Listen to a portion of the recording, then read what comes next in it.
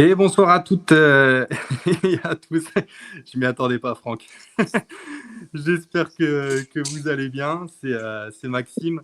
On est de retour, hein, comme d'habitude, pour le petit débrief du match de ce week-end contre l'Union Berlin. Pour ce faire, je suis toujours accompagné, comme vous le savez. J'ai Franck. Salut, Franck. Guten Abend, Maxime, Alexis und Vincent. Salut, Vincent. Salut Max, salut tout le monde.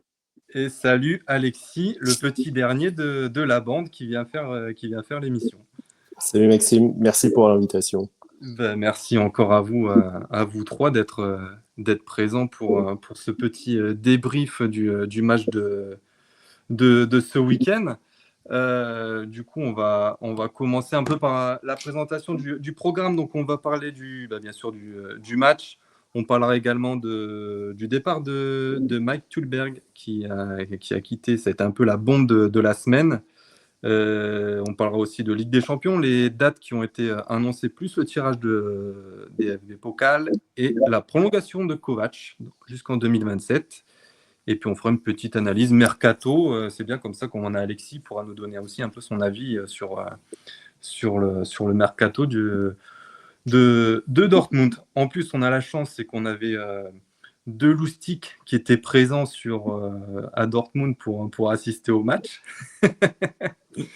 Donc, ils vont pouvoir nous en dire plus sur l'ambiance qu'il y a eu. Et déjà, on va commencer par une première chose avant de parler du match. C'est un peu ce double choréo qui nous ont sorti. Donc, choréo veut dire tifo en allemand, pour ceux qui ne connaissent pas le mot.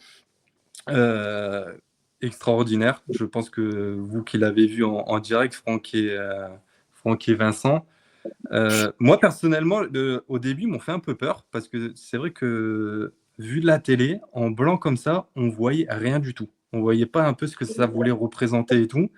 Et après, le fait qu'il y ait eu la couleur, ça a vraiment donné un petit plus. On va parler un peu de ce qu'ils voulaient faire passer comme message. Mais Franck, tu me dis si je me trompe, mais je crois que le message qui était intitulé, c'est toute théorie est grise. Ce qui compte, c'est ce qui se passe sur le terrain. Grosse. Oui. Juste, il faut que tu rajoutes dans la vie. Ah, dans la vie. Ok, oui, pardon. Toute théorie est grise et ce qui est déterminant est sur le terrain. Voilà, c'est ça. Donc, petit message pour le match de la semaine dernière, ou quelle était vraiment la signification, Franck? Non. C'est, si tu veux, alors, j'ai l'info. Alors, la référence, elle vient, c'est une citation de, tout le monde le connaît. Pressler. Voilà, Adi Pressler, quoi. Donc, ancienne légende du BVB et toujours, je veux dire. Et quand il formait le trio avec Kelbassa et Nipelko. Il était capitaine lors des Meisterschale 56-57, quand c'était encore, on jouait dans les Landes, et les vainqueurs des Landes s'affrontaient pour déterminer le vainqueur du Meisterschale au niveau du titre, quoi. Et c'est une citation qui figure sur l'August Lenz House dans l'angle nord du Westfalenstadion. D'accord, ok. Ben voilà, comme ça on connaît un peu plus toute Alors, je repense, je ne le savais pas non plus, hein, je veux dire.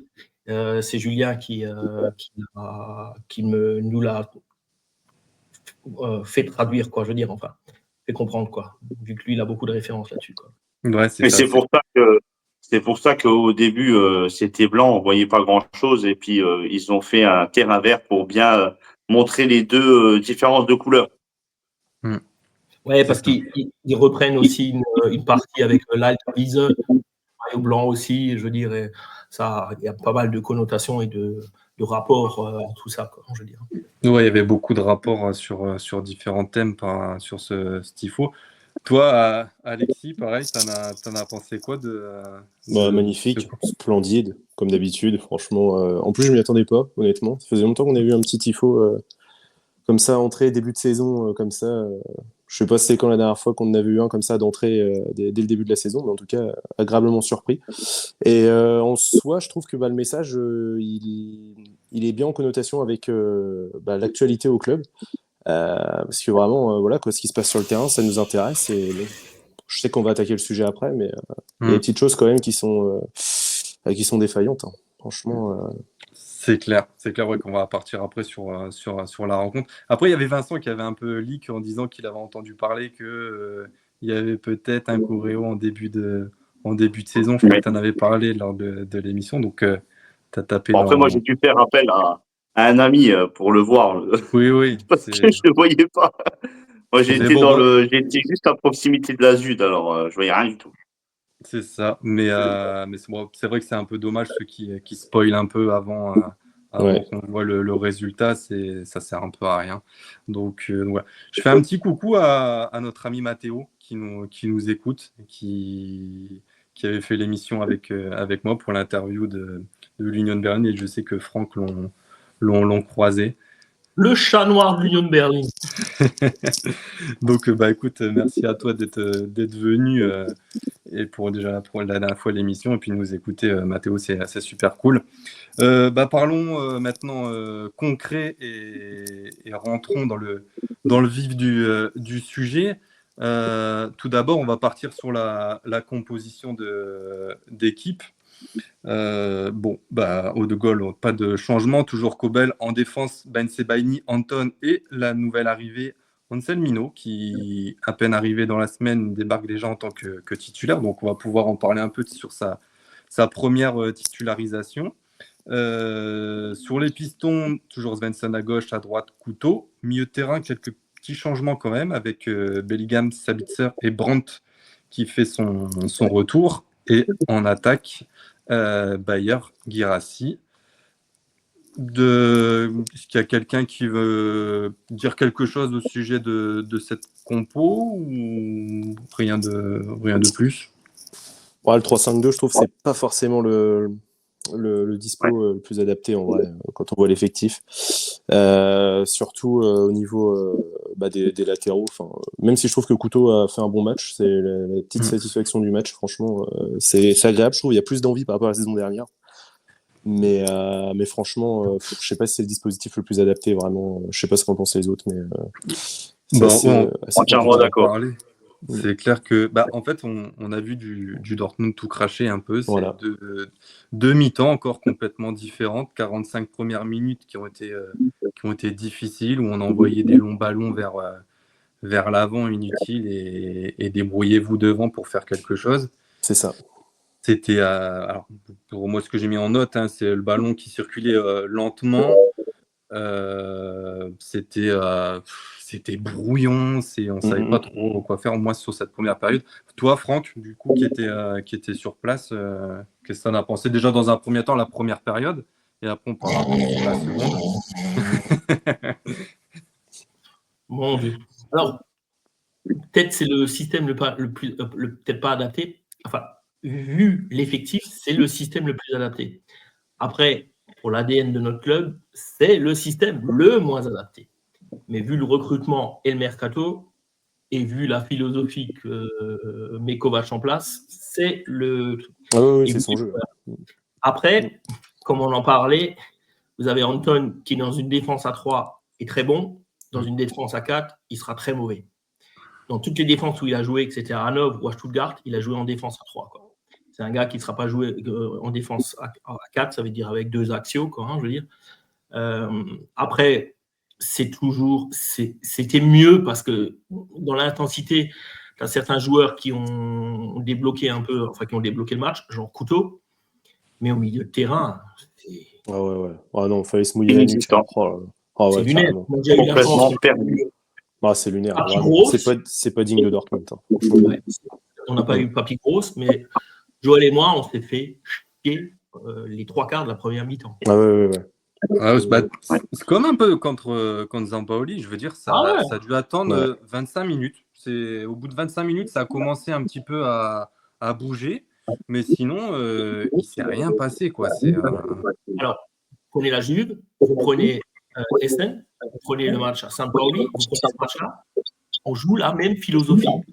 C'est-à-dire, on ne se base même pas sur les forces de l'adversaire et les faiblesses, on s'en fout, on joue notre philosophie. Alors, là, ça passait mieux contre l'Union. parce que devant, ils n'ont pas été super dangereux, je veux dire. On leur a... Cobel en sort une belle quand même sur corner, à un moment donné. Oui, ouais. Si on la prend, à mon avis, le match, c'est pas le même. C'est juste à la reprise de ouais, c'est ça. après la mi-temps. Ouais. Franchement, celle-là, on la prend. Il sauve aussi la légère boulette de Minou. Je l'appelle Minou. Ce sera Minou. Voilà. Et donc, voilà. Mais c'est vrai qu'après, sur certains faits, c'est vrai que ça peut changer, quoi. Mais bon, c'est milieu de terrain. C'est toujours un Sabitzer qui veut pas. Tu vois aucun ballon demandé et après, c'est toujours joué derrière, après par la suite. Et après, tu envoies des gros ballons devant. Tu espères que Guirassy le chope ou tu passes des côtés. Mais passer dans l'axe, zéro. Que ce soit avec Bellingham, avec Sabitzer, c'est zéro. C'est bien, tu en parles de Bellingham. En fait, moi, j'ai pas compris son rôle qu'il a joué sur le terrain et à quel poste il jouait. Parce que je regardais de temps en temps où est-ce qu'il se mettait. Est-ce que c'était un 6 ou est-ce que c'était un 8 ? Parce que 10, tu avais Brandt, donc c'était sûr, c'était pas ça. Mais j'ai pas compris. C'était un 7 contre numéro. Voilà. Il faisait une moite-moite. Mais non, je vois pas et je comprends pas. De toute façon, le milieu de terrain où on va, dans quel. Quand Nmecha rentre, je trouve que Nmecha ramène beaucoup plus dans l'impact. Dans beaucoup de choses, il ramène plus que ces deux joueurs qui sont amorphes, qui ramènent aucune idée. C'est comme dit Alexis, alors ça fait depuis des années, vous savez que je suis Dortmund. Je crois que à part l'époque Stöger, où on a joué un football pauvre, mais encore on se battait. Et au milieu, on avait quand même des éclairs de génie. Là, il n'y a aucun éclair de génie avec ces gars-là. T'as personne qui construit le jeu. En fait, c'est Brandt, il fait du Brandt. Bellingham, il est censé être là pour faire, mais j'ai l'impression que dès qu'il touche le ballon, son premier truc à faire, c'est de vite le redonner à quelqu'un parce qu'il doit lui brûler le pied. Donc, il manque quelqu'un à la construction. Donc, peut-être Choupo-Méca, il sera là pour changer un peu tout ça, parce qu'on l'a peu vu sur sa rentrée. Là, il a joué même plus sur un côté. Ouais, il était un peu sur le côté gauche. Ouais. C'était un peu bizarre. Ouais. Mais c'est vrai qu'on a du mal à comprendre sur ce milieu de terrain comment ça se forme et comment la mayonnaise elle peut prendre. Je vois quelques petits messages. Écoute, Vincent, tu as un fan, il dit Erwan, qui dit salut Vincent. Je ne sais pas si tu le connais. Oui, je le connais, ouais. Voilà, je le connais bien, je le vois souvent aussi à Dortmund. Ah voilà, il y a Val aussi qui est là, qui nous dit salut. Première mi-temps, donc c'est vrai un peu catastrophique et l'assurance vie, comme Kovac l'appelle, répond présent et inscrit ce but. Alors c'est vrai que moi je critique souvent Couteau. C'est qu'un joueur que j'ai beaucoup de difficultés à avoir dans notre équipe, mais très beau travail de sa part. Alexis, qu'est-ce que tu en as pensé, toi, de ce... Ouais, on sent qu'il veut se rattraper par rapport à la saison dernière. Je crois que d'ailleurs, il avait même déclaré à la presse qu'il était un peu gêné de sa saison précédente. Il y a du mieux par rapport à la saison précédente, ça c'est sûr. Mais ça restait à confirmer. Et puis, en espérant aussi que les blessures soient loin de lui. Mais en tout cas, j'ai trouvé son match plutôt encourageant. Faut pas croire, c'est pas du niveau de Piszczek. Hein. Attention, on en est très très loin. Mais voilà, c'est encourageant en soi et c'est quand même beaucoup plus positif par rapport à la saison dernière, ce qu'il avait montré, surtout au prix qu'on l'avait acheté, surtout. Parce que Yann Couteau, quand même, c'est plus de 20 millions, je crois même c'est 25 millions. Quand on a vu le rendement la saison dernière, bon là je me dis c'est un petit peu plus positif quand même depuis ce week-end. En vrai, depuis cette saison, il y a du mieux. On voit qu'il a à cœur en tout cas à faire mieux. Ouais, carrément, c'est clair. Toi, Vincent, du coup... pour te poser un peu une question, une petite colle, maintenant on a deux choix, on a soit Couteau, soit Ryerson. S'il fallait faire un choix maintenant au niveau actuel de Couteau, qui serait plus avantageux? Ouais, je ne sais pas, parce que là tu me demandes, c'est parce que moi là tu me demandes un choix entre un joueur qui est en train de me surprendre et un joueur qui me tient à cœur parce que Ryerson, pour moi, c'était le joueur le plus combattant de l'équipe l'année dernière. Là, il a disparu des radars. Il rentre en deuxième période depuis quelques matchs. Ça me déçoit un petit peu. Mais Couteau, là, vu son match qu'il a fait, il a été incroyable. Vraiment, pour moi, il a été incroyable. Il n'a pas autant été incroyable qu'un certain joueur qui vient d'arriver dans l'effectif, déjà, il n'a pas été bon, il a été extraordinaire pour moi. Hein. C'est mon avis perso. Hein. Moi, personnellement, il m'a vraiment hyper surpris. Et là où je suis encore un peu déçu par rapport à lui, c'est qu'on n'a pas d'option d'achat sur ce joueur parce que moi, personnellement, je l'achète direct. Alors oui, effectivement, je m'emballe un petit peu, mais ça fait longtemps qu'un défenseur ne m'a pas fait lever comme il m'a fait lever hier. Et personnellement, oui, je suis un petit peu déçu qu'on n'a pas on n'a pas une option d'achat sur ce joueur. Après, pour en revenir effectivement à la première mi-temps, c'était catastrophique.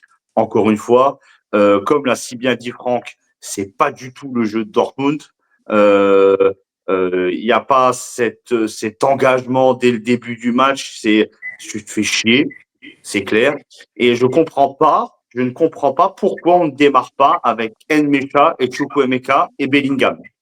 Même si Bellingham, voilà, je vais éviter encore une fois de le défoncer comme je l'ai défoncé. On va lui laisser encore sa chance. Mais même si j'insiste pour dire que pour moi, ça va être un flop. Ouais. Ça va être un flop. Mais j'aimerais bien essayer de le faire, de démarrer, d'essayer avec Chukwuemeka, Bellingham et Nmecha au milieu de terrain. Ok, bon, après ça peut se tenter. De toute façon, j'ai l'impression que Kovac, il est un peu en train de chercher son milieu moi, adéquat. Moi, je pense que Kovac, il a aussi une petite pression vis-à-vis du clan de Bellingham, avec surtout ce qui s'est passé après le match. Peut-être qu'il se sent un petit peu forcé de le mettre sur le terrain, franchement, et surtout au prix qu'il a coûté aussi également. Mais franchement, je trouve ça lunaire que les parents, au bout du 3-4e match, soit dans les vestiaires ou à côté des vestiaires. C'est n'importe quoi. C'est n'importe quoi. Et moi, je pense qu'il y a aussi cette petite variante du clan de Bellingham qui. Parce que moi, c'est vrai que j'arrive pas non plus à cerner le joueur. J'ai du mal à le voir. J'ai vraiment du mal à le voir porter le maillot de Dortmund vraiment, il s'affirme pas. Certes, il est jeune, mais moi, je pense qu'un petit séjour sur le banc, du moins, il grappille quelques minutes par-ci par-là, ça pourrait peut-être lui faire du bien. Parce que c'est vrai que Nmecha, en soi, il mérite plus de minutes jouées, franchement. Quand tu l'as vu rentrer, Nmecha apportait plus que Bellingham et tout. Donc, oui. Après, ce qui est bien, c'est que Kovac, il a aussi... il l'a fait sortir Bellingham. Il fait voir un peu qui c'est aussi que c'est lui le patron. C'est pas parce qu'il y a eu toutes ces querelles et tout derrière qu'il aurait pu laisser 90 minutes. Donc, il a quand même osé. Mais, et toi, du coup, Franck, sur l'avis Couteau, sur cette rencontre, Vincent, t'es de l'autre côté. Je suis là. C'est moi, c'est bon. Ouais, c'est bon. Vas-y, Franck. Couteau, bien. Moi aussi, je l'ai décrié. Bon, après, problème d'adaptation. On sait que les Brésiliens ont quelquefois problème d'adaptation, surtout les Brésiliens début des années 2000. Donc, oui, il faut toujours. Après, sur Onsen Milo, je suis un peu plus mitigé parce que pour que moi soit un match, non. Quand il en fera autant que de Sork, je m'assoirai à sa table, mais pas avant. Oui. C'est sur un match. Après, j'ai apprécié. À part sa petite bévue qui aurait pu lui coûter un but. Hein, oui, au début du match, c'était pas évident. Et ça va, il s'est bien mis dedans. Ouais, il s'est bien mis dedans. En deuxième mi-temps, où il fait 3 tacles, où j'ai vu un peu de Socrates à la fin, je veux dire. Et j'ai trouvé ça bien. Après, il a fait un bon, je ne vais pas dire qu'il a été il a fait un très bon match. Hein, il m'a bien surpris. Ouais, c'était correct. C'est pas évident sur un premier match de pouvoir s'intégrer dans un système, dans une équipe. Surtout qu'il venait d'arriver. Hein. Ouais, il était là depuis lundi. Hein, il a participé à son premier entraînement lundi. Quoi. Donc, assimiler les tactiques et tout, c'est pas évident. Je demande à voir, mais en tout cas, je pense que ça peut être. Mais après, je reste toujours à dire que c'est le signe pour dire à Mané, c'est bon, tu seras plus dedans.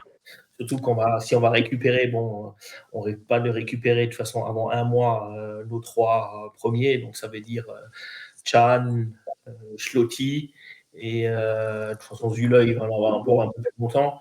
De toute façon, vraiment, il sera à la cuisine à 11 millions accroché, donc ça va dur de le remettre sur le terrain. C'est pour ça que Fabio Silva n'était pas là ce week-end, il était en train de. Alors ça, c'est formidable. Ça, c'est magnifique. Ouais, j'ai vu la vidéo. Les mecs, ils attendent le jour du match pour dire que le mec est arrivé blessé. Quoi. Non, mais on est formidable. Hein. On est formidable. Ça, on essaie de taper des records dans toutes les débilités pas possibles actuellement. Hein, c'est ça. Et chaque jour est unique avec Dortmund, Franck. Ouais. Mais franchement, on a halluciné. Nous, on a eu le tweet au moment avant qu'on arrivait sur Dortmund. On a dit, mais c'est lunaire. Ouais, c'est exactement ça. C'est vrai que le mec est blessé. Tu as l'impression, hein, comme l'an dernier, Guirassy vient blessé. Tous les joueurs chez nous, ils doivent venir blessés. Ça doit être actuellement l'ADN pour que les joueurs viennent. Venez blessés, sinon, c'est pas possible. C'est clair. C'était un peu la même histoire avec Choupo-Meka aussi, quand on l'avait recruté en prêt, il arrive blessé. Hein, Et pour revenir sur Ryerson, un peu sur ce qu'a dit Vincent, j'ai l'impression que Ryerson est en perte de vitesse chez nous et qu'il s'est fait passer devant. Quoi. Il y a une blessure aussi derrière. Oui, il y a une blessure, bien sûr. Mais il a beaucoup de blessures depuis la deuxième partie de l'année dernière, qu'il le fait.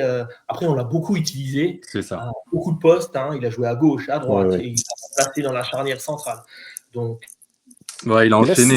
Ce week-end, il est rentré au-dessus de Couteau. En plus, Couteau était encore sur le terrain. Il me semble qu'il est rentré, Ryerson. Donc, il était un peu au milieu de terrain, entre guillemets, on va dire. C'est ça, tout à fait. Ouais, tu avais Ryerson plus haut. Je crois que Ryerson rentre à la place de Anselmino. Donc, il part dans l'axe. Ryerson et Couteau restent toujours dans son couloir. C'est ça. Oui. Donc non, c'était en tout cas de bon augure pour Couteau, c'est bien. Il y a sur Twitch Moez qui nous dit est-ce qu'on a vraiment besoin de quelqu'un de dribbleur pour faire monter le ballon en avant et créer des occasions? Donc ça, c'est sa première question. Ou bien est-ce qu'une meilleure coordination et des passes plus rapides au milieu peut résoudre le problème? Vincent? Oui, je pense. Oui. Je pense. Surtout avec Kovac. Ouais. Plus de rapidité. De toute façon, c'est ce qu'on avait l'année dernière. C'est ce qu'on avait réussi un petit peu à faire l'année dernière en deuxième partie de saison. Hein. Quand c'était plus direct et que ça. C'est bien qu'il nous la pose parce que la question, on l'a par rapport à la seconde période où on a vu que le jeu était beaucoup plus posé. Et moi, je vais faire surtout référence, c'est au second but de Guirassy, où ça part de Anselmino qui envoie vers Guirassy, qui détourne pour Bayer, et Bayer remet de suite à Guirassy. Ouais. Ça, c'était Alexis, un beau but. C'était un beau but, ça c'est clair. Très beau but. Belle finition, tout. C'est vraiment un beau but. De toute façon, même le compte de Dortmund l'a retweeté ce matin, mais c'était une belle occasion de construction et c'est ce qu'on attend de voir dans le style de jeu. Vu qu'on parle de Bayer, qu'est-ce que vous avez pensé un peu de sa prestation sur ce match, Franck? Brouillon quand il doit finir, quoi. Après, bon, il fait la belle remise sur Guirassy, deuxième. Tu vois qu'il y a un potentiel chez lui, mais il est souvent brouillon. Il ramène pas le ballon, je veux dire, et c'est un peu doux. Il laisse traîner, mal contrôlé, je veux dire. Mais il y a du potentiel, quoi. Mais ça demande encore à confirmer. Après, c'est un joueur que j'apprécie beaucoup. Faut voir. Mais c'est quand même brouillon sur pas mal de choses. Après, il est jeune, je veux dire. Ouais, c'est ça. Et après, il se déportait fort aussi sur le côté gauche. Il était le long de la ligne. Et au lieu de repiquer un peu dans l'axe, il y avait beaucoup de difficultés, je trouvais. Donc, pas évident de jouer à côté de Guirassy après, je trouve. Forcément, voilà quoi. Guirassy, on va dire, Bon, il est en forme quand même en ce moment. Même si au début du match, je trouve qu'il a joué un peu perso sur certains ballons. Mais franchement, bon, je pense que je me mets à la place de Bayer. C'est pas évident quand même d'être à côté d'un attaquant autant en forme, je pense. Bah, on le voit un peu avec Bayer, il n'y arrive pas. Adeyemi, il recommence à nous faire du Oh là là, Adeyemi. Ça, c'est un dossier Adeyemi, hein, franchement. Ouais, C'est compliqué. Hein. C'est compliqué à gérer. Donc, puis là, ça Ouais. fait. Il avait joué contre Saint-Pauli, si je dis pas de bêtises, mais c'était catastrophique. Mm. Là, il fait banquette. Bon, il va quand même aller en Mannschaft. Il a quand même été sélectionné. Donc, oui, c'est assez étonnant d'ailleurs. Ouais. C'est très très étonnant. Mais c'est vrai qu'on a l'impression que c'est difficile à jouer, comme tu dis, autour de Guirassy. Val qui nous dit une question pour vous. Les centraux ne font pas ce déplacement de fonction. Moi, je sais pas, j'ai pas trouvé que nos centraux se déplaçaient pas. Au contraire, il y en a toujours un qui essayait d'aller vers l'avant. Je sais pas ce que vous en pensez, vous. Ouais, je sais pas trop quoi penser. Ah, vous avez parlé en même temps, vas-y Vincent. J'ai pas trop remarqué de changement à ce niveau-là. J'ai trouvé que non. Par contre, le milieu de terrain, effectivement. Ouais, là il avançait pas, ça c'est clair. Puis on parlait tout à l'heure de Nmecha qui fait une belle rentrée, puis en plus qui inscrit un beau but, un beau pétard, comme J'adore. on dit. Donc ouais, c'est bien pour lui parce que ça va lui mettre un peu en confiance et je pense que ça pas étonnant de le voir bientôt titulaire dans les prochaines rencontres ouais, ça serait mérité. Ça serait mérité pour lui. On a parlé un peu, nous, maintenant, de l'adversaire, comme on a notre ami Mathéo qui nous écoute, ça lui fera plaisir. Qu'est-ce que vous avez pensé un peu de l'Union Vas-y, Alexis. Ouais, c'était souvent l'Union, quand on les reçoit à domicile, bon, souvent c'est à la portée de Dortmund. En revanche, par contre, quand on se déplace chez eux, c'est toujours beaucoup plus compliqué. Mais l'environnement, le stade, ça nous complique souvent la tâche. Mais souvent, quand on les reçoit, en tout cas, c'est assez pas facile, on va dire, mais c'est souvent à notre avantage, en tout cas, lors de chaque confrontation. Ouais. Moi, je m'attendais à une victoire. Je pense que si on n'aurait pas pris les 3 points, on serait rentré dans une spirale très, très, très négative, surtout que la trêve arrive. Donc, c'est bien de prendre les 3 points. Après, ce que j'en pense spécifiquement de l'équipe, honnêtement, je connais pas assez, on va dire. Donc, je ne saurais pas trop me prononcer. Je sais pas s'ils ont fait un moins bon match, mais en tout cas, je sais que l'année dernière, ils en avaient pris 6. Là, ils en prennent 3. Bon. Voilà. Après, de ce que m'avait dit Mathéo, c'est vrai que le premier match contre Stuttgart, c'était un peu chanceux, parce que je crois qu'ils ont 30 ou 31% de possession de balles. C'était très très compliqué, et au final, ils gagnent à l'arraché, mais avec un peu, d'après ce qu'il disait, un peu avec un peu de chance. Toi, Franck, l'Union, qu'est-ce qu'elle t'a donné comme impression? Je trouvais que au niveau de l'attaque, c'était un peu faible quand même. Je veux dire, je les ai pas trouvés très percutants devant. Et on a eu notre ami Rote qui est toujours très bon. Ouais, là, je l'ai pas trouvé fameux. Hein. Ouais, très friable. Ouais, je suis d'accord. C'est lui qui est responsable sur le but. Sur l'occasion que Guirassy a, quoi, je veux dire. Peut-être il fallait attendre Brandt pour jouer à 2, mais bon, c'est pas évident, je veux dire. C'est des choix qui doivent être faits assez rapidement. Et je l'ai trouvé par moments, même en deuxième mi-temps aussi, je l'ai trouvé un peu friable, quoi. Alors oui, après, vrai, ça. Il revenait sur ses terres, donc c'est pas évident non plus. Hein. Le BVB lui tient quand même à cœur, quoi. Mais j'ai trouvé l'Union un peu moins séduisant que d'habitude, je veux dire. Enfin, moins en bloc équipe qu'ils étaient d'habitude, parce que c'est un beau bloc équipe. Hein. Ça a bien marché en première période, au final. Ouais. Mais comme dit, j'ai trouvé un peu le jeu vers l'avant un peu pauvre, quoi, je veux dire. Ils ont eu très peu d'occasions, quoi, je veux dire. Et ils auraient dû plus passer dans les intervalles entre le défenseur central et le latéral, quoi, hein, je veux dire. Et ils ont toujours essayé de balancer un peu vers l'avant et de jouer plus central, quoi. Ils auraient dû plus dégager un peu des côtés quoi, pour pouvoir un peu ouvrir les brèches, quoi, je veux dire. Mais bon, bah, tant mieux pour nous, quoi, je veux dire. Après, Mais bon. c'est vrai qu'on les a pas vraiment beaucoup vus. Hein. Non, parce qu'on leur a plus donné les occasions, à part, comme disait Alexis, ce que sort Quebel, quoi, je veux dire. Comme dit, nos assurances touristes ont nouveau fonctionné, que ce soit Quebel ou Guirassy, quoi. Mais, Guirassy, ouais. Donc, après, comme dit, pour l'instant, après, quand tu vois la prestation de Sampaoli qui joue à Hambourg, on fait une très très belle prestation à Hambourg. Hein. Donc on se dit que ça, notre 3-3 est un peu. Voilà, mais bon, ça n'excuse pas, je veux dire quand même, on doit, vu le déroulé du match à Saint-Pauli, on doit avoir 6 points. Quoi, je veux dire. C'est clair. C'est clair. Et toi, du coup, Vincent, pour clôturer sur cette première partie, tu rajouter quelque chose un petit peu comme a dit Franck, hein, une équipe, on va pas dire une équipe inexistante non plus, mais on n'a pas fait face à l'Union Berlin des 2 dernières années, où ils ont, enfin, à part l'année dernière où on leur a mis 6-1, mais par contre, enfin l'année dernière, non, fin d'année, non, c'était quand? J'étais là en plus. Saison dernière, effectivement, ouais. Avec le fameux craquage. 6-1 ou 6-0 6-1. 6-1, j'avais vu 6-0. Ouais, moi aussi, j'étais sur 6-0. 6-0. Ouais, 6-0, ils n'ont pas marqué ce que je veux dire. Ouais. 6-0. Faudrait que j'aille voir dans mes photos parce que à chaque fois, sur les photos sur l'écran, à chaque fois que je prends le score en photo, donc faudrait que j'aille regarder. Ouais, Mais non, oui, vous avez peut-être raison.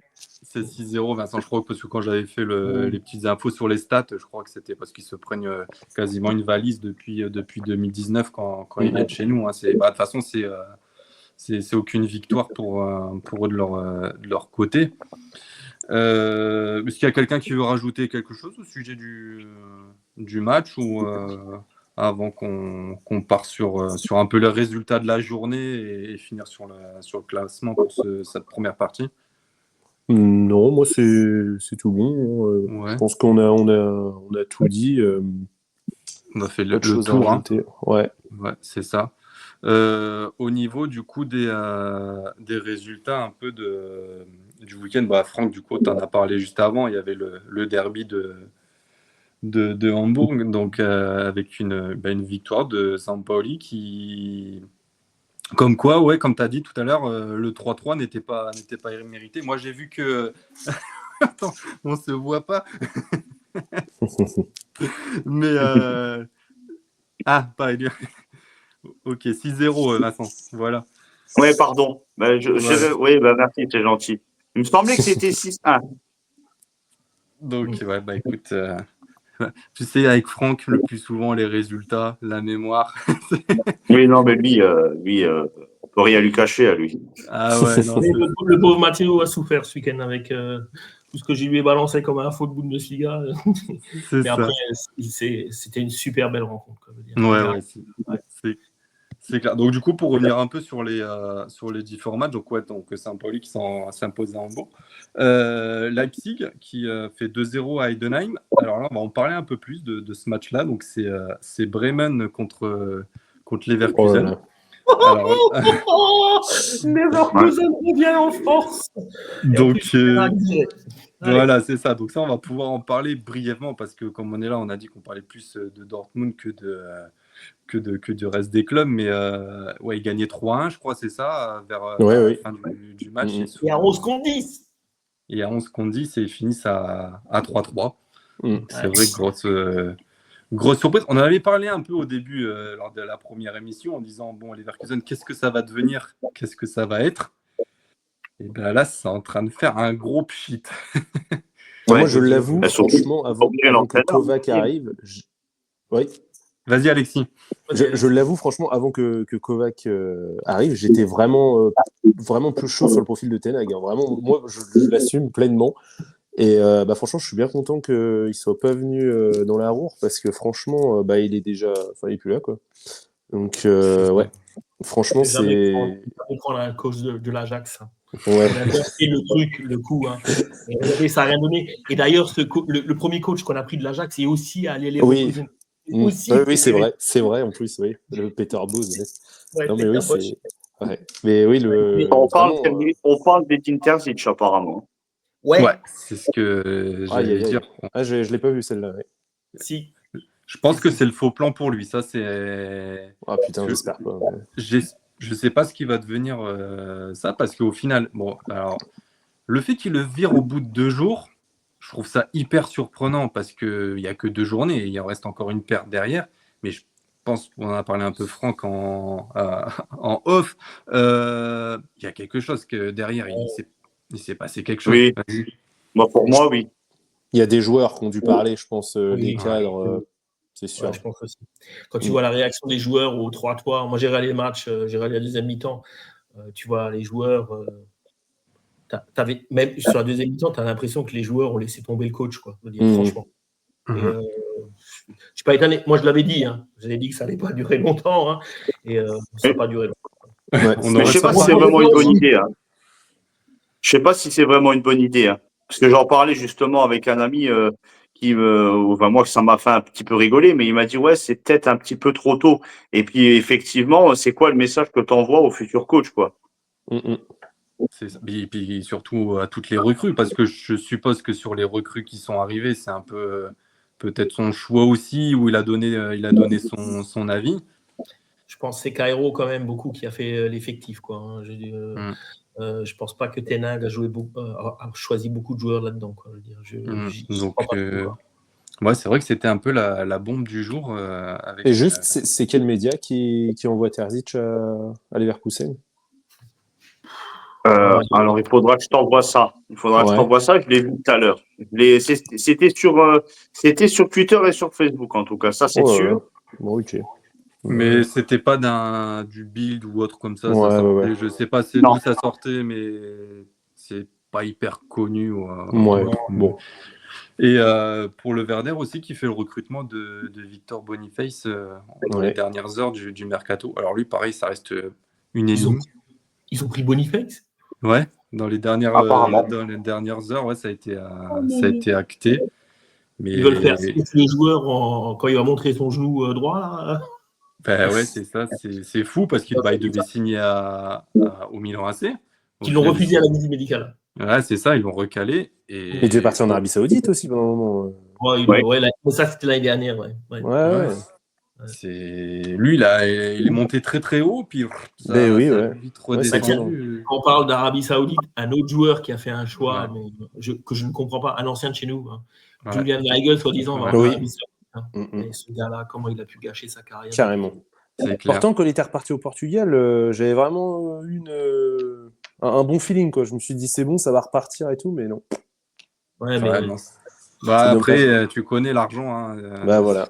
Yana, ça les fait pas réfléchir. Il signe pour 21 millions sur 3 ans, je crois. C'est fou. Ouais. C'est le problème des clubs en Arabie Saoudite, c'est que les joueurs, ils y vont pour l'argent et pas pour. Oui. Le premier qui me dit, j'y vais pour le projet, je lui fous des claques, quoi, parce que. Oui, on est bien d'accord. Ouais. Le deuxième qui me dit qu'il va pour les chameaux. Je comprends. À part s'il veut faire un business. Voilà, c'est ça. Ouais. Mais ouais. Donc du coup, on va continuer un peu sur les derniers résultats.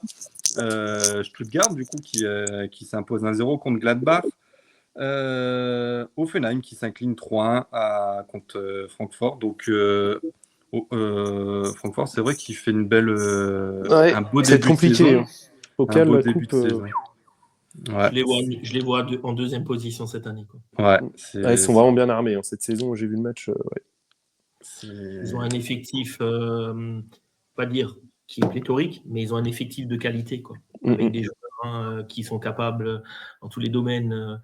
Ils ont des vieux briscards comme Götze qui pourra toujours mettre sa patte, je veux dire. Même Amo Daoud, je veux dire.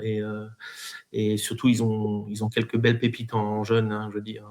Collins qui est installé dans la défense. On remerciera pour l'avoir tellement joué chez nous. C'est clair. Voilà.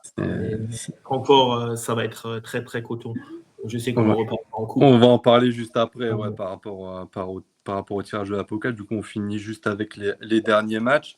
Le Bayern qui s'impose 3-2 sur la terrain de Augsbourg, très dans un entre guillemets derby, on va dire. Poussif en coupe, hein, il passe par la petite porte en coupe. Parce que s'il y a une petite barre sur le 3-2 de truc pour voir la belle poussette de notre ami Harry Kane, c'est pas terrible. Hein. Et là, il met 3-0 et 3-2. Par contre, c'est Marius Wolf. Je sais pas si vous avez vu le match, mais franchement, je trouve que il est vraiment pas mal. Hein. Marius Wolf, franchement. Il se blesse, c'est ça qui est dommage.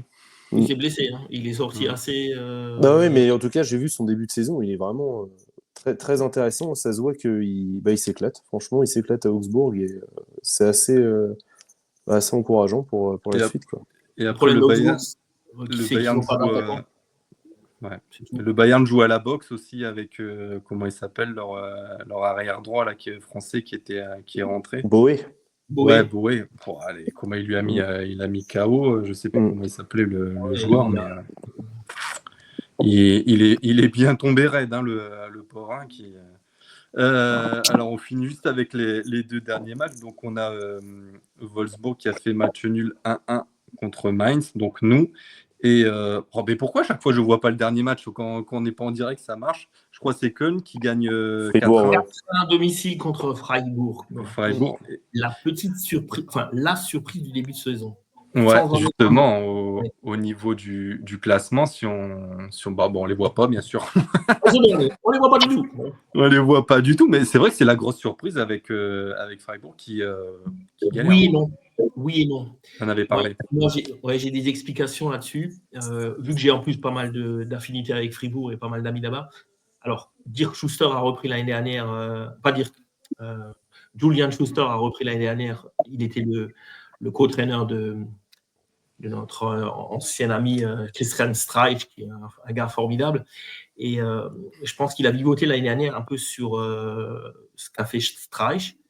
Cette année, il n'a pas d'attaquant de pointe, hein, parce que Euler, depuis des années, ce n'est pas un attaquant de pointe. Hein, il ne claque pas plus de 10 buts chaque saison.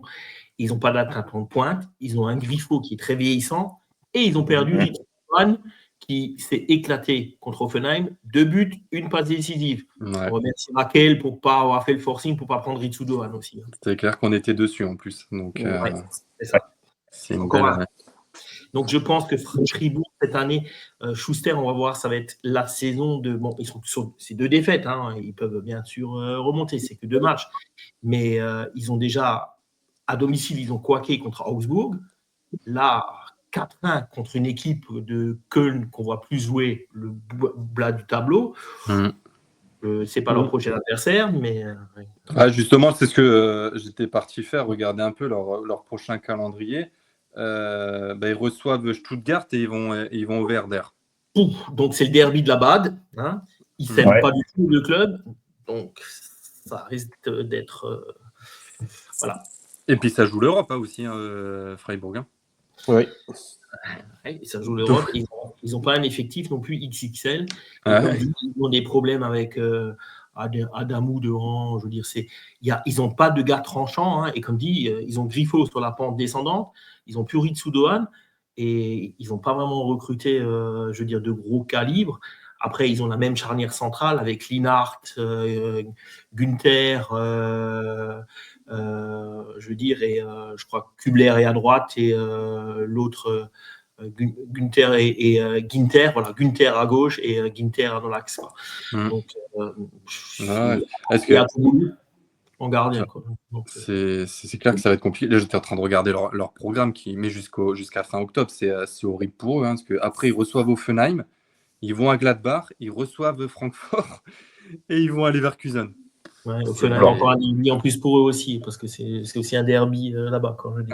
Donc, mais le gros derby chez eux, c'est leur ennemi juré, c'est Stuttgart. Ils ne supportent pas. Ok. Donc, à suivre de près, mais c'est vrai que ça va être assez difficile. Afin de clôturer sur ce premier sujet, un peu votre avis sur le début de saison de Dortmund. C'est vrai qu'on avait dit 2 premiers matchs qui étaient possible. Au final, c'est pas 6 points, c'est 4. Est-ce que c'est bon, ces 4 points, un bon 4 points ou ça aurait pu être moins, je pense quand même aussi. Alexis? Ouais. Au vu des matchs de Saint-Pauli, on va dire que c'est plutôt, Vincent est devenu plutôt Alexis. pas mal, quoi. Mais comme j'avais dit, il fallait pas se louper. Ouais, c'est clair. Alexis, vas-y. Non, oui, c'est clair.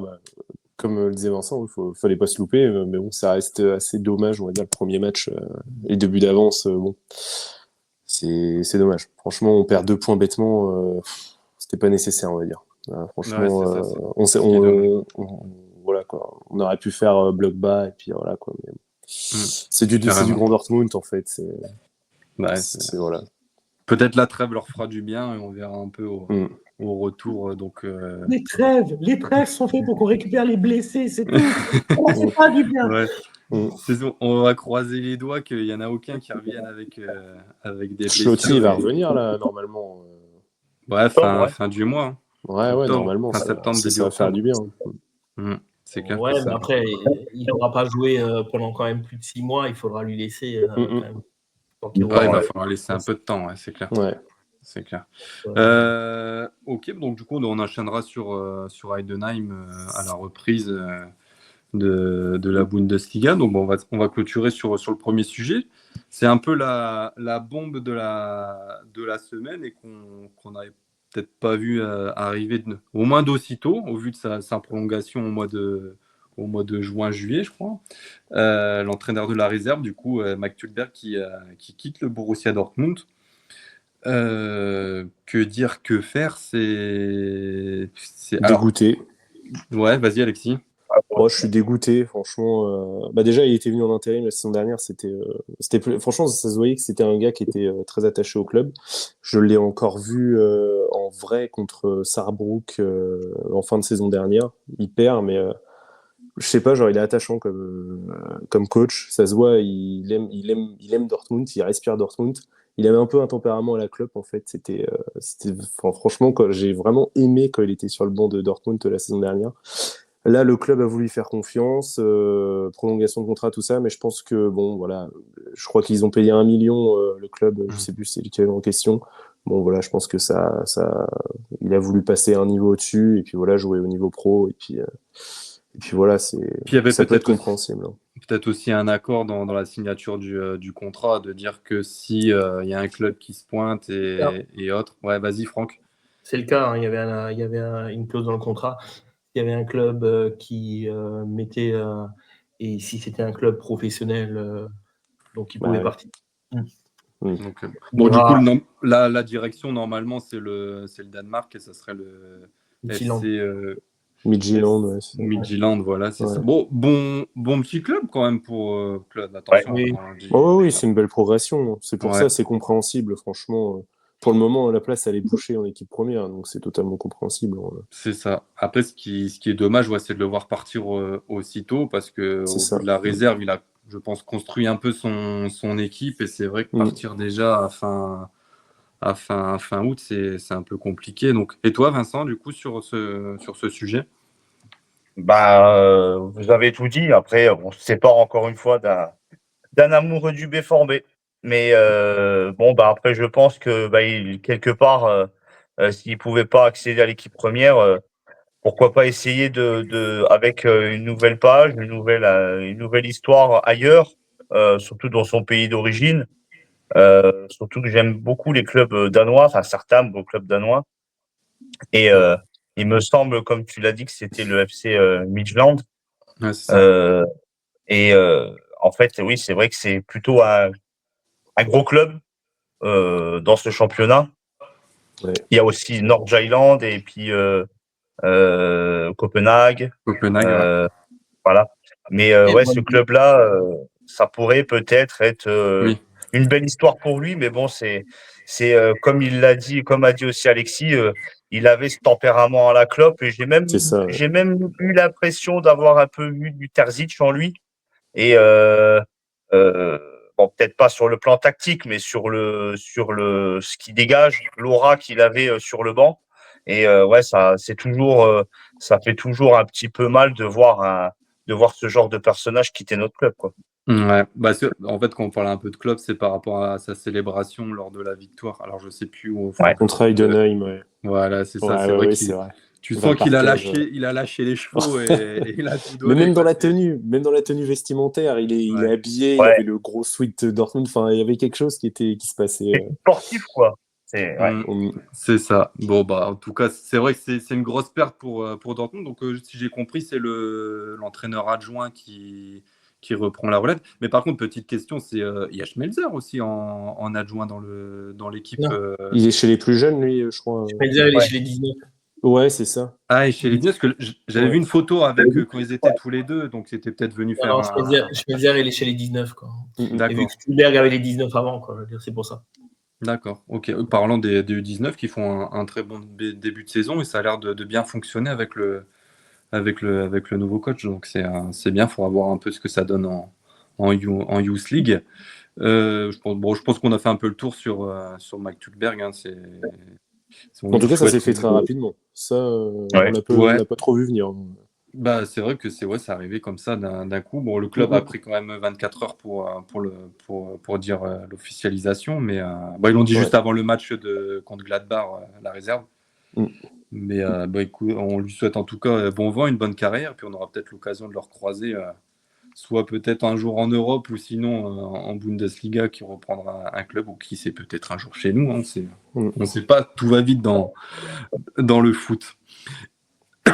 Pardon. Troisième point. Pardon, attendez 2 secondes. On va parler un peu du. Je suis en train de m'étouffer. Reste avec nous. Pardon. Troisième sujet, c'est bien, Alexis, comme ça on va voir un peu ton avis sur les matchs d'Europa Pokal. Donc du coup on connaît un peu le planning et les dates. Je vous les remets juste quelques petites secondes. Alexis, qu'est-ce que tu en penses un peu de ce tirage au sort et au niveau des équipes et ce qui est possible de faire?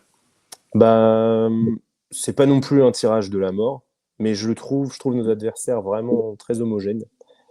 Ça va être des matchs très équilibrés. Après, Dortmund en Coupe d'Europe, c'est toujours spécial. Donc bon, je sais pas trop quoi, je veux pas trop m'avancer. Je demande à voir déjà. Je crois qu'on commence par la Juventus. C'est très bien. C'est ça. C'est un très beau test en plus à l'extérieur. Bon, voilà, je demande à voir, mais en tout cas, je trouve que c'est très homogène. Même sur la pelouse de Copenhague, je pense que ça va pas être facile parce que Dortmund, voilà, on joue en octobre. Compliqué. Je pense que ça aide aussi un peu, c'est qu'il fera pas encore les grands froids. Oui, c'est sûr. Mais bon, voilà, au moins on va voir, vraiment, on va voir. Mais en tout cas, je trouve que c'est très très équilibré partout, quoi. Il y a peut-être le match contre Bodo Glimt qui est un petit peu en dessous, mais bon, ça va être très intéressant à voir en tout cas. Il faudra faire attention, c'est parce que comme on en parlait, Bodo Glimt, c'est quand même une demi-finale d'Europa Pokal, hein, c'est ça, d'Europa League, pardon. Donc, par contre, la fin, 7e et 8e journée, tu vas à Tottenham et tu reçois Inter. Inter, là, l'enchaînement, il fait mal. Tu as intérêt de prendre surtout des points. C'est à quelle date attends, je te remets. C'est le 20 janvier et 20 janvier, ok, 28. En une semaine, c'est réglé les 2 dernières journées, en fait.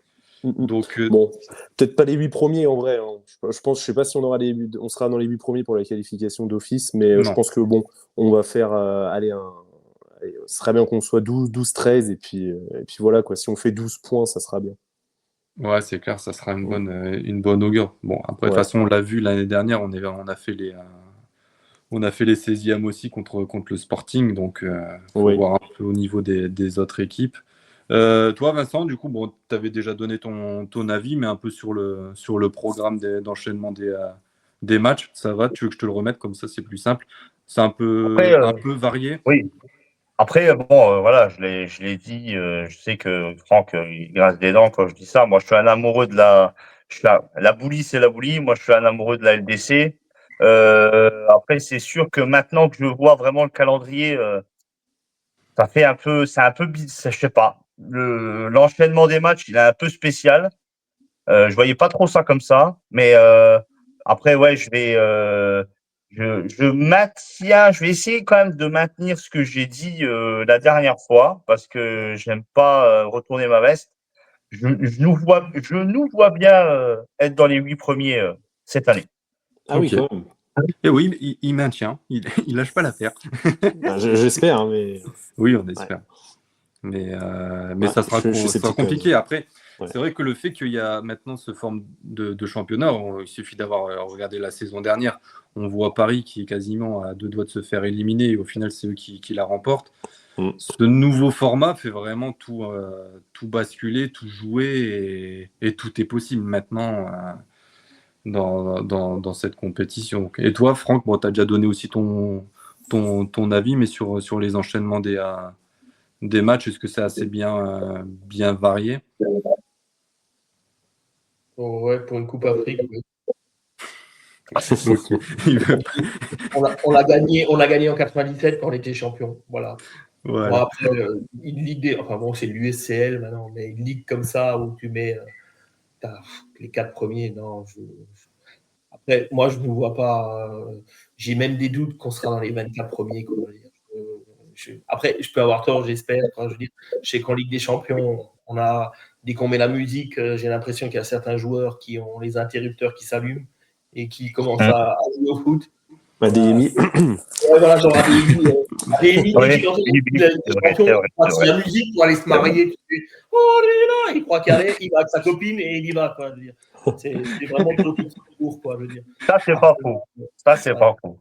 Enfin, moi, Ça y est, j'espère il quand même qu'on est va en se roue libre qualifier. avec Adeyemi. Juventus, tout de suite, le premier match, je le sens mal. Hein.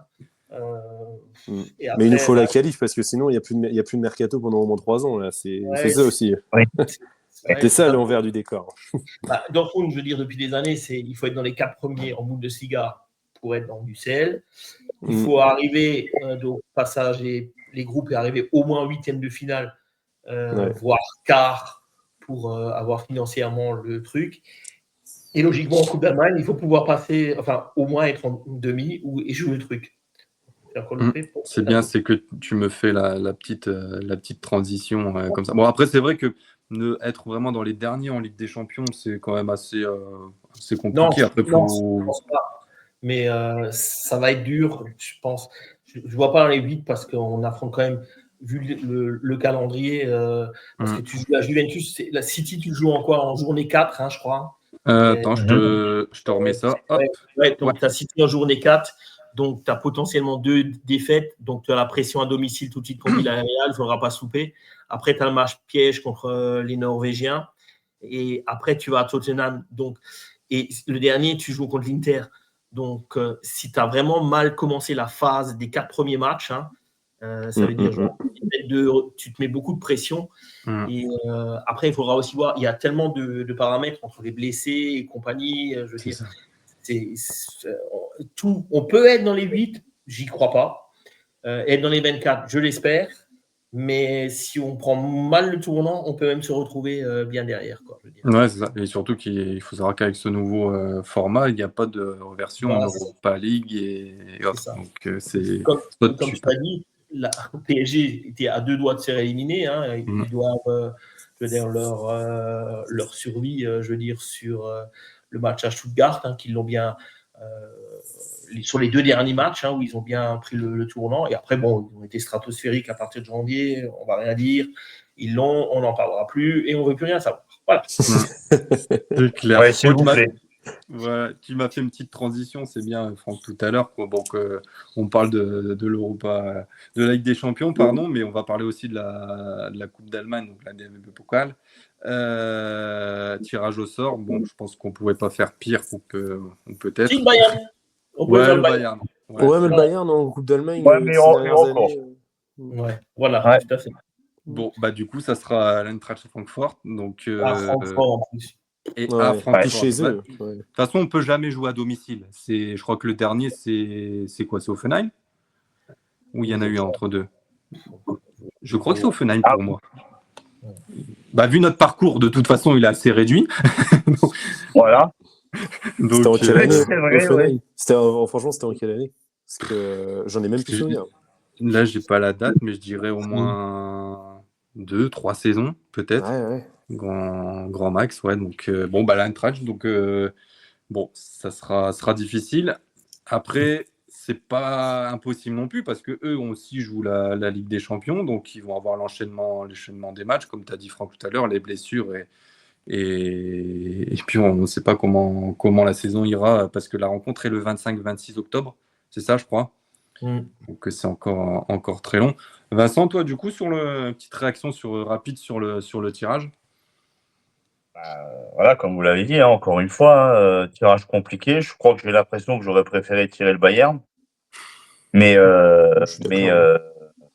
à Francfort, c'est en plus de ça à Francfort. Après, ouais, faudra espérer encore une fois faudra essayer de voir sur l'enchaînement des matchs de l'Eintracht qui pourra éventuellement jouer en notre faveur et la Bundesliga en plus de ça, parce que eux, ils vont faire les 3 compétitions. Donc ouais,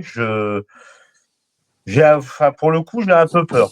Je pense que je vais pas dire que ça va être la fin de la compétition pour nous à ce moment-là. On va quand même essayer d'avoir confiance en notre équipe, mais pour le coup, ouais, ça aurait été cool quand même. Le sort, il aurait pu être un peu plus favorable quand même pour nous. Un peu plus clément, ouais, c'est clair. Ouais. Donc, non, ça sera. Et toi, Alexis, du coup, tu vois quoi, une qualif ou un... Tout pareil que. J'ai oublié ton prénom. Vincent.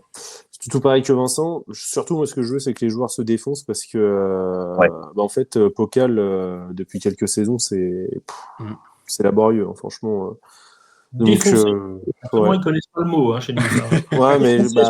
mais franchement, je veux vraiment que ce soit un objectif clair pour cette saison, cette Coupe d'Allemagne, parce que c'est poussif depuis les dernières saisons. Là, on va bien voir. Quand tu vois le calendrier, tu te dis que maintenant, s'ils veulent passer, il va falloir mettre leur couille à Francfort, quoi. Parce que c'est pas insurmontable.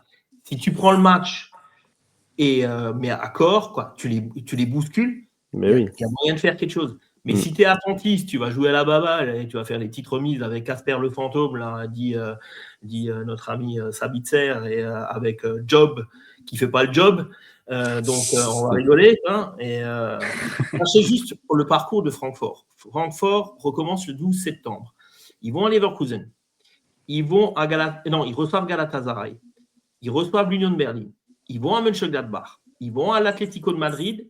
Ils reçoivent le Bayern. Ils vont à Fribourg. Ils reçoivent Liverpool. Et ils reçoivent San Paoli. Et après, c'est notre tour. Ouais, un joli programme. Un bon programme en perspective pour eux aussi. Donc, on va déjà être sur un piédestal, je pense, même que je pense qu'eux rencontrent quelques gros morceaux. Et moi, je suis David Alexis. Si maintenant on veut gagner quelque chose, il va falloir le montrer. Parce que je ne pense pas que c'est en UCL qu'on va pouvoir gagner quelque chose, et ni en Bouli. Mais en Coupe d'Allemagne, la Pokal, mais oui. C'est 4 matchs à gagner. Donc, si tu mets les moyens, tu peux avoir un titre, quoi. Ce serait un moment, il faudrait le faire pour tous ces fans, pour tout ce qu'on a vu dimanche qu'ils font et compagnie. Il faudrait maintenant, quand même, je veux dire, et arrêter de faire des discours, je veux dire, oui, il faut faire ci, il faut faire ça.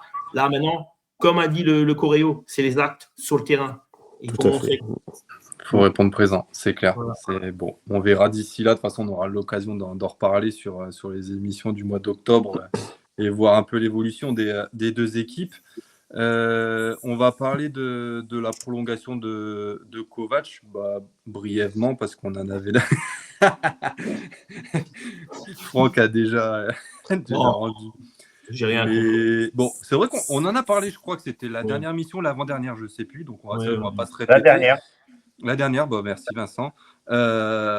C'était prévu pour septembre. Au final, ça s'est fait avant même l'annonce d'arrivée de certains joueurs. On va plus demander toi, Alexis, parce que Franck et Vincent ont déjà donné l'avis. Qu'est-ce que tu en penses, toi, du coup, de cette prolongation C'est logique. précipitée? En vrai, c'est logique. C'est logique. Enfin, j'aurais été. De toute façon, son contrat s'arrêtait à la fin de saison, c'est ça? Oui. Bon, voilà, je pense que c'est logique. Bon, je sais pas trop quoi en penser, honnêtement. Mais bon, voilà quoi. C'est. C'est pas précipité, parce que nous, on avait un peu parlé. C'est vrai qu'on se disait, c'est que. En fait, ça serait pour mettre qui? C'est surtout ça, en fait. Là, on voit que, bon, en vrai, le mercato, on sait même pas si c'est lui qui a décidé, parce que, à part piocher dans la réserve de Chelsea, et puis, bon, aller chercher des joueurs un peu, voilà. Bon, je sais pas si c'est des demandes de Kovac, mais bon, moi, en fait, je pense que c'est logique, parce qu'on sait pas si je vois même pas qui c'est qu'on pourrait mettre d'autre, en fait. Il y a Tanag qui est libre maintenant. Ouais, voilà. Non, il y a Mourinho aussi, je crois. Mais, je sais que Mourinho, ça a été un sujet à Dortmund pendant un moment, parce qu'en plus, j'avais vu qu'il avait commencé à parler allemand, à apprendre l'allemand, tout ça. Mais bon, pour le moment, c'est la suite logique, on va dire. Il prolonge Kovac. Bon, on ne sait pas s'il sera encore là jusqu'en 2027, en tout cas. Déjà qu'il termine la saison, et puis. C'est ça, déjà. C'est le premier gros point. C'est ça déjà, le sujet principal. Bon, on fera les comptes à la fin de saison. C'est ça. En tout cas, ça fait plaisir à Guirassy la prolongation de contrat, parce que dans l'interview, il en a parlé et qu'il a dit qu'il était content qu'il ait prolongé et que c'était une bonne nouvelle. Ouais. Donc. En vrai, il est épanoui, Guirassy. Au moins un heureux. Ouais, voilà. Après, je pense que je peux que l'encenser. Je veux dire, c'est l'assurance touriste du BVB, donc on va pas s'en plaindre. C'est clair, ça serait un peu mal vu de sa part de dire le contraire. Mais ouais, on verra bien comme chacun avait dit. Bon, Vincent, Franck, je vous demande pas, vous aviez déjà donné l'avis, on sait. Oui. On va finir du coup sur la petite analyse du mercato. C'est fait le mercato. Merci, au revoir. 2 fois qu'il veut partir, Franck, sur les 2 derniers sujets. Il y a un mercato. Il y avait un mercato. Ouais, mais nous, on fait que dans les derniers jours maintenant. Comme ça, c'est plus drôle. Comme ça, ça laisse un peu du suspense.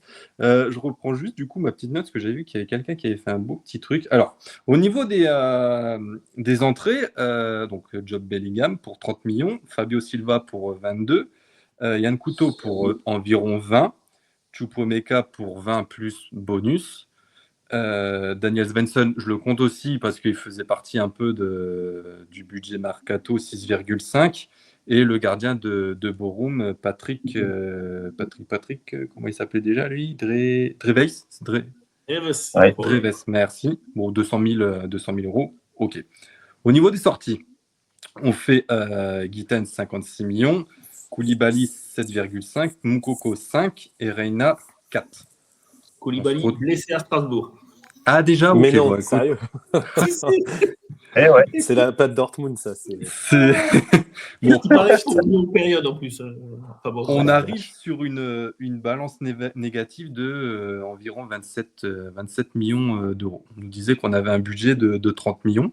Au final, on s'y retrouve un peu dans ce qui était dit quand on fait le plus et le moins. Le cuisinier là, tu le mets où? Dans les arrivées ou dans les retours? Non, ça c'est en bonus. C'est en bonus. Alexis, je commence avec toi, comme c'est vrai que après je demanderai à Franck. Qu'est-ce que tu en as pensé un peu de ce mercato de Dortmund? Est-ce que déjà il a été complet ou est-ce qu'il y a quand même eu il y a un manque à la fin, étant donné que c'est clôturé ce jour? Tout dépend déjà, en parlant de Bellingham, je ne sais pas si vous voulez le faire jouer en 10, mais en tout cas, je pense qu'au poste de numéro 10, il y a eu urgence, déjà. Brandt, c'est plus possible. Franchement, c'est plus possible. Déjà, je suis dégoûté qu'il soit pas parti. Je préfère être transparent. Sauf qu'il y a très peu de clubs qui sont intéressés par son profil. Déjà, je pense parce que le salaire, ça doit refroidir les différents clubs. Mais je suis dégoûté en fait qu'il n'y ait pas un pur numéro 10 qui a signé. Sans vouloir forcément reparler du dossier Cherki, parce qu'en vrai, Cherki, je sais même pas ce que ça aurait donné. Mais en tout cas, au poste de numéro 10, il y a...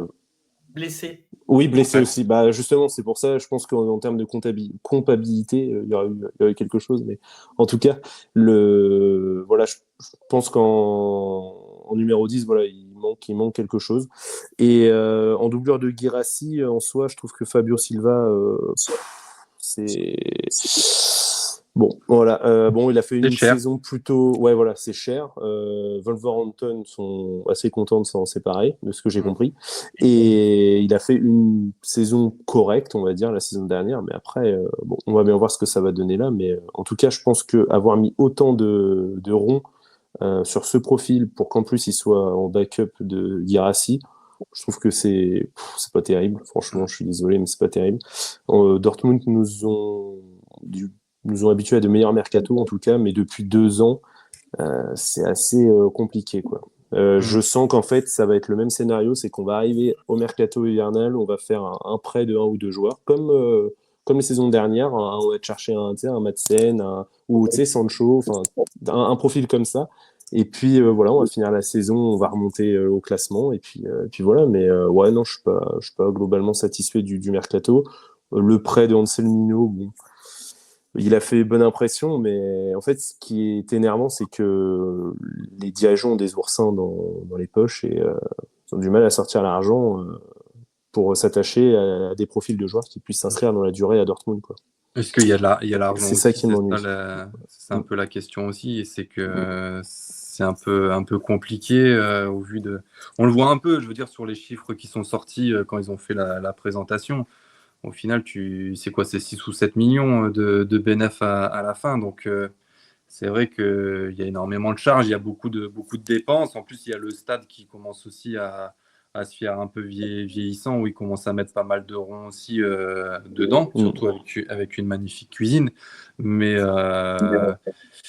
c'est vrai, du coup, toi, Vincent, qu'est-ce que tu en as pensé un peu de ce mercato? Est-ce que tu es satisfait? Et après, je te poserai la question d'un certain joueur, je sais que tu aurais bien voulu qu'il revienne chez nous. Après, moi, je suis satisfait déjà qu'on ait recruté. Parce qu'à un moment donné, je me suis posé des questions. J'ai cru qu'on allait rester comme ça. Après, là, maintenant où je suis un petit peu moins satisfait, et là, je rejoins entièrement Alexis, c'est que, en termes de qualité-prix, je crois que, je sais pas si on a vraiment fait les bons choix.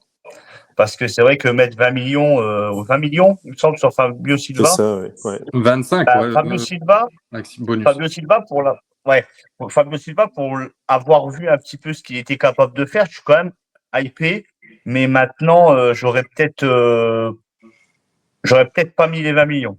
Ça, déjà, je préfère être clair avec vous. Après, maintenant, pour Chukwuemeka, je suis quand même très, très content qu'un mec amoureux quand même du club également, hein, puisqu'il l'a quand même dit lors de son transfert, quand son transfert a été officialisé.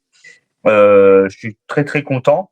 Job Bellingham, moi, voilà, vous connaissez la vie, hein, ça, pour moi, je pense que ça va être un flop, même si j'ai un petit doute quand même, parce que si vous vous rappelez bien, Elmecha, quand il est arrivé, bon, c'est pas le même poste, hein, mais quand il est arrivé, il a vraiment mis du temps à s'adapter. Au final, maintenant, on milite tous pour qu'il soit en équipe, pour qu'il soit titulaire.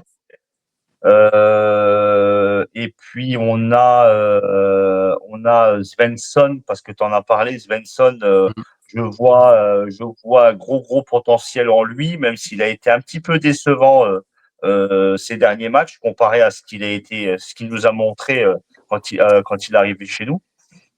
Et on a eu qui encore?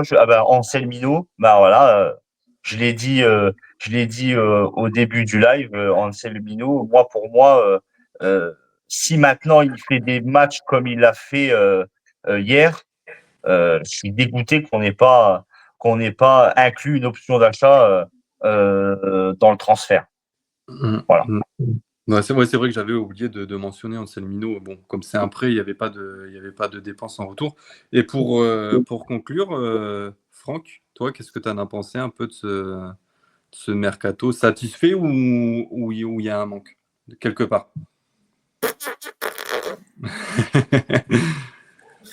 Après, ouais, comme dit Vincent, déjà qu'on est recruté, c'est déjà bien.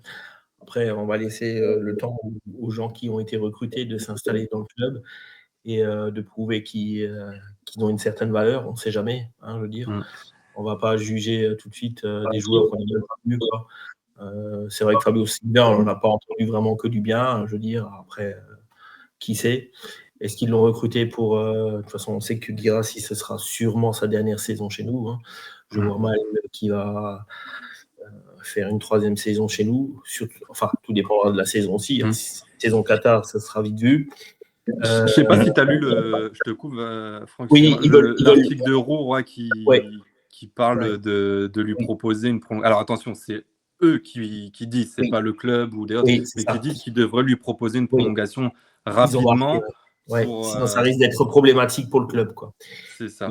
Ils ont pas tort. S'ils veulent avoir une valeur marchande fin de l'année prochaine, il vaut mieux lui proposer. Ah, puis son entourage a l'air de pousser pour qu'il parte rapidement. J'ai vu son entourage, ça a l'air d'être assez toxique. Hein, c'est le problème des joueurs. C'est le business. Hein, ça, c'est vrai. Des joueurs africains qui sont mal entourés, souvent par la famille. C'est business. Tu fais confiance à la famille. Malheureusement, je ne vais pas dire... surtout dans leur... Enfin bon, après, on n'est pas dedans, mais je ne pense pas qu'il est super bien conseillé. Mais j'ai l'impression qu'eux ont envie de récolter des pépettes. Quoi, c'est ça, ouais. Ils y voient que ça. Hein. Mais, c'est les frères, non, il me semble. Hein. Ouais, c'est les frères qui c'est ça, c'est Roux Guirassy. Donc, voilà. Bon. Après, le recrutement, il est ce qu'il est, quoi. Hein. Après, Anselmino, je veux dire, avec Chelsea, malheureusement, tu n'imposes rien. C'est eux qui imposent. Ils nous ont imposé 30% à la revente sur Choupo-Moting. C'est 30 du coup? Ouais, soi-disant, c'est 30. Soi-disant. Ouais. Mais rien n'a vraiment filtré non plus de vraiment officiel, quoi. Mais soi-disant, c'est 30. Ils ont imposé à certains clubs 40. Alors. Oui, un club qu'on va rencontrer, Villarreal. Voilà, c'est ça. Donc, voir que ces joueurs peuvent nous ramener quelque chose ou pas. On ne va pas toujours être négatif. Après, on n'a pas eu la venue de tout le monde qui voulait Sancho. On en a déjà parlé. Hein, je veux dire, moi, je n'étais pas forcément pour, je ne suis pas forcément contre. Bon, après, sur le terrain, c'est comme hier, c'est ce qui monte sur le terrain. On verra. Anselmino, c'est tout de suite mis dans le moule. Il y a mis les crampons, il y allait, ça fera plaisir à la Sud. Et c'est ce genre de comportement qu'on veut. Allons voir les autres, quoi. Je veux dire, ce que ça va donner. J'ai beaucoup de doutes sur Choupo-Moting parce que je ne veux pas dire, c'est quand même un gars qui a fait aucun match entier chez nous. Oui. Aucun. Donc après, il donne l'envie, comme dit, il est content de venir au club, il donnait l'envie dès qu'il rentre, il nous a apporté quelquefois du bien. Je me rappelle qu'on a gagné à Offenheim, hein, c'est lui qui provoque un peu cette victoire, hein, je veux dire, on va dire, hein, avec le but d'Anton. Et il a quelquefois des moyens de percussion, je veux dire, vers l'avant qui sont intéressants. Alors voir maintenant, une fois sur un match où il va jouer entier, une saison entière aussi, je veux dire, il faudra confirmer toutes les bonnes intentions qu'il y a, quoi, je veux dire, quoi.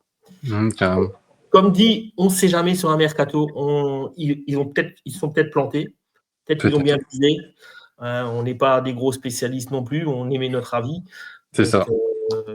Oui, on n'est pas là pour faire le mercato du club. Voilà, comme tu dis, on verra un peu. On pourra faire déjà une première estimation à mi-saison, voir si déjà c'était une bonne pioche. C'est vrai que tu en as parlé un peu du cas Sancho, et comme ça, après, on clôture sur ça, parce qu'on sera déjà sur quasiment 1h20. Toi, Vincent, du coup, qui était un peu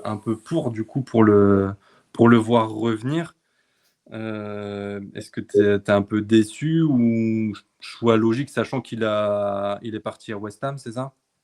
Non, Aston Villa. Aston Villa. Hein. Aston Villa. Ouais. Mais il y a quelque chose d'officiel ou pas pour Aston Villa? Comment? Rien vu d'officiel. Il y a quelque chose d'officiel pour Aston Villa ou pas? Fabrizio Romano qui a dit son Erwigo, etc. Donc ouais, c'était de très bonne augure, et ça a été repris par Sky en Allemagne et tout. Donc par contre, j'ai pas compris. Je crois que c'est un prêt, mais son contrat, il n'est pas en 2026 à lui. Il lui reste 1 an de contrat. Ouais. Je crois qu'il est dans sa dernière année de contrat normalement. Ou il lui reste après, je sais pas. Donc, du coup, Vincent, excuse-moi, je t'ai pas laissé la parole, mais non. Qu'est-ce que... Non, oui, tu connais, je pense que tu connais mon avis aussi. Hein, je suis un petit peu déçu parce que, surtout que ces derniers temps, on entendait parler d'un retour qui devenait de plus en plus chaud. Et puis, il y avait même Kevin Grosskreutz lors d'une interview qui aurait dit qu'il fallait s'attendre à une dernière venue et puis ça s'est pas fait. Mais moi, je m'attendais à ce que ce soit lui. Il y a eu carrément personne, donc bon, c'est pas grave. Et puis c'est vrai que quand, j'aurais préféré le voir à la place de Brandt, quoi. Personnellement. C'est vrai. Mais bon, on en a déjà parlé. C'est vrai qu'on a dit, même Franck, que le réchauffer au bout d'un moment, c'est bien, mais on l'a vu, ça n'a pas fonctionné. Donc c'est vrai que recommencer encore une fois, même si Sancho a déjà revenu une fois, c'est un peu compliqué. Il y a Nel qui nous dit sur Twitter, alors je ne sais pas pourquoi il pose cette question, tu veux dire que c'est le meilleur effectif qu'on a depuis 2022 ? Non, je ne pense pas qu'il y ait personne de nous quatre qui ait dit ce genre de propos. Et je ne pense pas qu'on c'est le meilleur effectif, non. Non, on est bien en dessous. Moi, j'ai l'impression que depuis 2021, je pense que l'effectif n'est qu'en régression, quoi. Ouais, Au niveau qualitatif des joueurs, quoi. Ouais, c'est clair. Donc, je veux dire, on fait des saisons où on se sauve chaque fois, je veux dire, pour arriver à cette 4e place, surtout l'année dernière. Donc, non, je pense pas. Je pense que qualitativement, on fait que descendre depuis des années, quoi. Ouais, c'est pas en monte. C'est surtout que là, quand on regarde un peu l'effectif, si on a un joueur à fort potentiel ou à vendre, qui c'est dans le lot, il n'y a personne. Il y en a deux, c'est Guirassy et Schlotterbeck. Ouais, je mets Schlotterbeck, moi, dans le lot. Alors, Schlotterbeck, sa valeur a baissé maintenant avec sa blessure, quoi. Ouais. Donc, parce que bon, avant sa blessure, il n'était pas sûr de vouloir re-signer non plus. Et je veux dire, enfin, c'était là maintenant, vu qu'il est blessé, je veux dire, il a quand même sa valeur qui est un peu baissée. Après, je pense qu'il a toutes les portes ouvertes pour être le joueur image du club, quoi. Oui. Après, est-ce qu'il va vouloir endosser cette tunique, vouloir rester? Après, on a tendance un petit peu à oublier un joueur. C'est vrai qu'on a oublié ce joueur-là et il a quand même un énorme potentiel. Hein, on va pas se le cacher.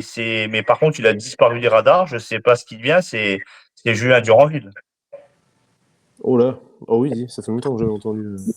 Il est encore chez nous ? Ouais. Je crois qu'il est encore blessé, non, c'est ça ? Ouais, j'ai pas trop suivi le truc. Normalement, oui. Donc, non, c'est. Ouais, lui, ça reste un gros point d'interrogation. C'est clair. Je sais pas trop quoi penser. Qu'est-ce qu'il va devenir ? Déjà, quelle place il va avoir dans cet effectif ? Parce que maintenant, je ne vois pas où il va pouvoir jouer. Il n'a pas sa place. Hein. Non. Donc, je serais pas étonné de le voir prêter cet hiver. Ça sera bien. Ça sera bien pour tout le monde. 6 mois. C'est 2027 aussi, lui, son contrat. Donc, va falloir vite prendre une décision avec lui. Et après, on a Bayer aussi qui vaut une grosse valeur. Apparemment, en première ligue, ils sont prêts à mettre 50-60 millions là-dessus. Donc, c'était fou quand même. La première ligue, c'est vraiment devenu n'importe quoi, les clubs anglais. Surtout quand tu regardes là le dernier avec Isaac. C'est quoi, 140 que Liverpool a... 150 même, je crois. 156, c'est ce qui paraît avec le package. Ouais. Oh, c'est lunaire. C'est Isaac. Donc, après, d'accord. Mais moi, déjà, tu mets près de 90 millions sur Voltemade qui a fait 6 mois. Après, je suis pas étonné qu'ils mettent 70 millions sur Bayer. Quoi, mais c'est vrai que la première ligue a vraiment tendance à faire n'importe quoi et à faire péter le marché du mercato chaque année. Il y avait un club anglais qui veut Brandt. Je suis sûr qu'ils sont capables de mettre 120 millions sur Brandt. Peut-être cet hiver. Sur 6 mois. Plus en Arabie Saoudite, je le vois, le père Brandt. Ah ouais? Ouais. Franchement, j'espère parce que.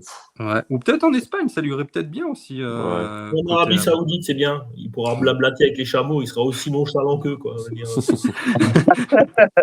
Et il sera loin, c'est ça? En plus, ouais. Ouais, c'est ça. C'est ça. Bon, les gars, merci beaucoup en tout cas pour cette émission. C'était top comme d'habitude. Merci aussi à tous ceux qui étaient présents, qui ont laissé plein de messages. Je suis désolé, je n'ai pas pu lire tout le monde.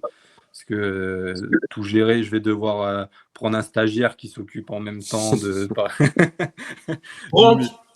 Ah bah ouais, ou Duranville, il s'ennuie. Tiens, je vais lui envoyer un petit message. Mais merci à vous trois. En tout cas, c'était super.